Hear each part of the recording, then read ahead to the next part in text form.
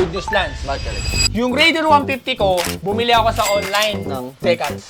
Ito mo na naman. Oh, di ba yung decals doon is yung gray na Raider Satria?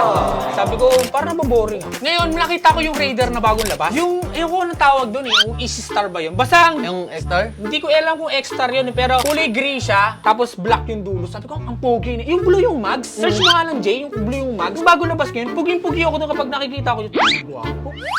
Sakto kaya yung kaho. May mga ganun akong point of thinking eh. And then yet, sabi ko, ay, hanap ako sa online. Hanap ako ng decals nito. At nakakatuwa lang kasi it's almost 300 pesos. Kaya in-order ko to. At nilagay ko ngayon sa Raider. Since yung Raider natin is naka-high-loss mags, ang bigyan ni Ma'am Siki, at magbibigay pa daw siya ng red at black. Antayin na lang natin sa yung mags ng Vespa. Thank you, Ma'am.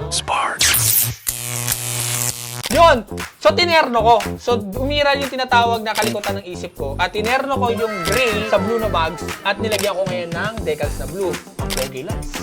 Nakita mo na ba sa post ko? No, nasa post lang. Ano sabi mo, pogi? O, di ba? Yo, classmate! Dahil 300 pesos lang yung decals at baka gusto nyo rin, pwede kayo umorder online. Yan yung ginawa kong sample ngayon sa Raider 150 natin. Na kung saan yung mags, tiniterno ko dun sa decals para mag-complement. Maganda kasi na tinatamaan mo yung mga gusto mong kulay at maganda to tignan. At lagi yung tatandaan, ang pagsabing ng maganda at pogi ay dapat lagi nakarelay sa taste mo. Yung mga taong nasa paligid mo na sinasabing pogi yon, kapareho mo sila ng taste. Yung mga taong nasa paligid mo na ayaw o pangit ang taste, hindi kayo pareho. Kaya dapat ang baseline mo, pag magsabi mo maganda ang iyong konsepto, sa sarili mong opinion. Dapat na-appreciate mo siya at gusto mo siya. Parang lumalim na ako dong classmate mo. And then yon, comment down below kung tingin nyo ngayon bagay yung Raider 150 na naka-blue na decals from the modelo ng Raider 150 o hindi. Bumagay ba siya sa blue? O nagbisto lang chop suey? Comment down below. Titignan namin kung ano yung mga opinion ninyo. At sa mga naka-Raider 150 Fi, comment down below. Tignan ko kung anong suggestion ninyo.